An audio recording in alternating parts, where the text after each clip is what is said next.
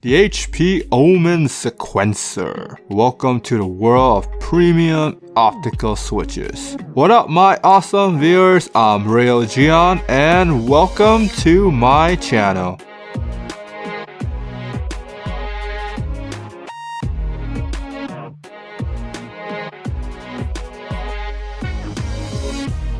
Of this keyboard screams pro gamer, and I think for the most part it looks pretty friggin' sweet. I dig this black and red theme that they got going on for HP's gaming lineup. Then there's this super long volume scroll wheel, which is awesome that they included one. There's the Omen logo next to it, and you have dedicated media buttons. It's a nice touch that they decided to use the optical switches instead of those plastic toggles that you typically would find in most keyboards. This is a plus size keyboard, so if you value your precious desk space, then you want to pass on this one. The 5 macro keys are good enough for most people playing MMOs or edit lots of videos because they are easy to reach. The front of the board is pretty nice. This is somewhere between all-out gaming and professional, so this might be something that you either like or you don't. It really does boils down to preferences.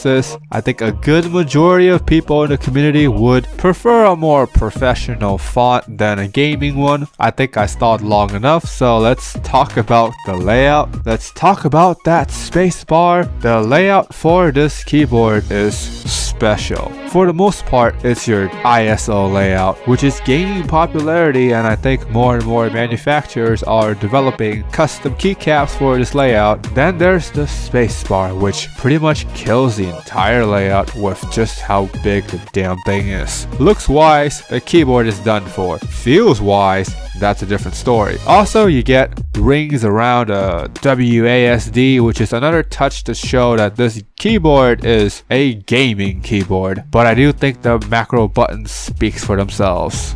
This keyboard rocks the optical switches, which now has become my favorite clicky switch because it sounds great. It feels light when typing. These switches are rated at 100 million keystrokes, which is something that I think people stop caring because pretty much every single mechanical keyboard is rated to last probably longer than you do. So it boils down to the way how they feel and how often you keep your keyboards. There are certain people that buy one, they keep it until they either hate it or they sold it to buy something else with more features. The fascinating thing about technology is that it's constantly changing and you'll never have the best. This is how manufacturers get your money. It's just business. So if these optical switches are your thing and you got the cash to swing, then I say go for it. This keyboard uses cherry stabilizers, which is my preferred stabilizer because it's easier to take out the longer keycaps and clean the keyboard, or to replace the keycaps, which this particular keyboard,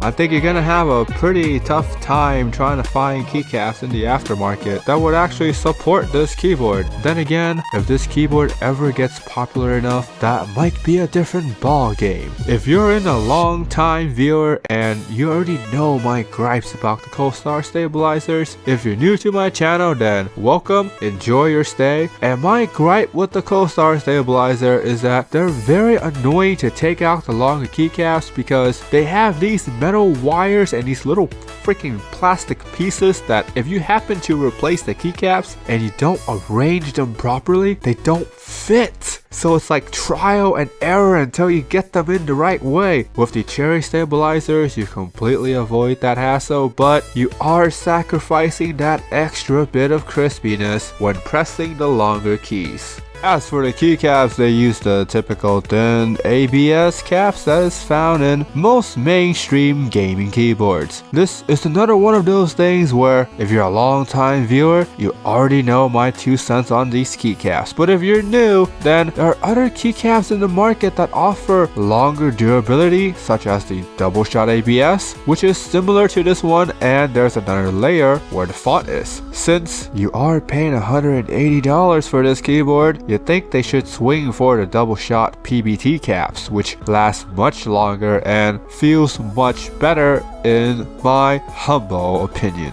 An argument that you could make is that if you're the kind of person that can spend this kind of money, then another $40 or $60 wouldn't really hurt to spend on a set of translucent PBT caps. The issue here is that with this layout, the only thing you can really do is live with the fact that your spacebar is going to be thin ABS, or buy this keyboard, wait, hope, pray for the chance that this keyboard might get popular enough that there's the potential for aftermarket keycaps. Either way, it's a losing battle for the consumer, which that's not cool. This is another one of those keyboards that is love at first type. I seriously think that I found my new favorite switch. The typing feels so smooth with just the right amount of tactility and sound. These optical clicky switches are lighter than the MX Blue, and I just love typing on this keyboard when I get the chance. The sound might not be as loud as the MX Blue, but the lightness feels great and it keeps me coming back for more. I just love how awesome the feel when typing, and this is going to be another one of those keyboards that I will surely miss it when I let it go. Let's not forget that space bar. This is one of those keyboards that I would consistently get higher than average typing speed due to how easy it is to access that space bar. Anyways, here's enough stalling. This is the typing sound.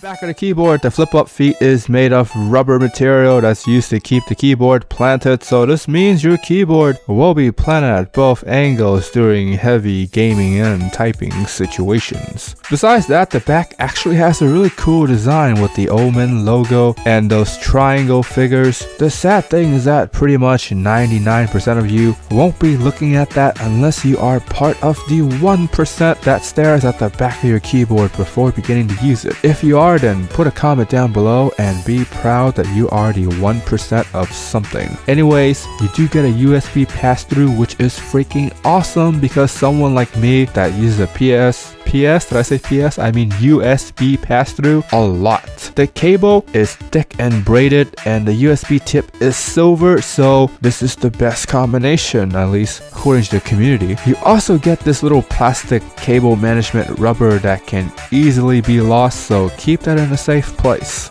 From looking at the website for the software, which wasn't easy to find, the system requirement requires Windows 10 or higher. This is sad because none of my computers are Windows 10 and higher, so I cannot use the software to test it out for you guys. If you have the software up and running, let me know in the comment down below. Anyways, here are a few things that I would like the software to have if they haven't already done this already. The first thing I would want is layer of lighting effects. This is very important for RGB keyboards because you get more customization options that makes the keyboard the way how you want it to be. The second thing would be ease of use. I want the software to be user friendly because then I don't have to fumble with the manual and find and adjust settings. Last but certainly not least, I want a strong community behind the software because you're spending almost $200 for this keyboard. It is so important to have a strong community that would post up custom lighting profiles and setup so that the keyboard can last a long time.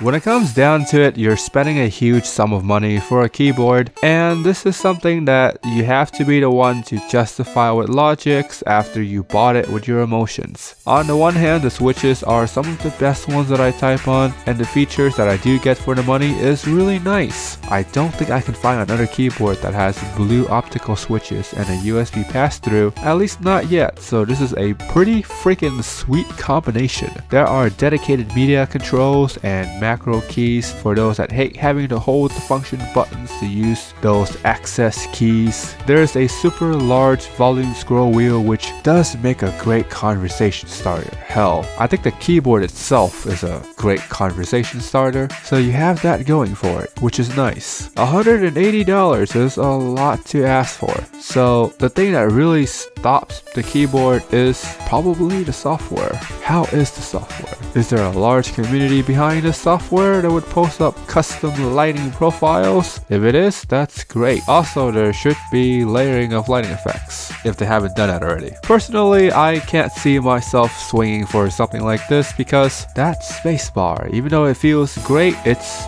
just too much. And the fact that the software also might be questionable. Let me know what you guys think in the comment down below. Would you personally pick this keyboard up? If you do, then I'll provide an affiliate link down below. I do get a small commission when you buy stuff from this link, which really does help me make more of these awesome videos for you guys to watch. Last but not least, if you made it this far into the video and you haven't subscribed yet, click on the subscribe button. Don't forget to ring that bell to become part of the mighty notification squad. As always, you guys stay awesome.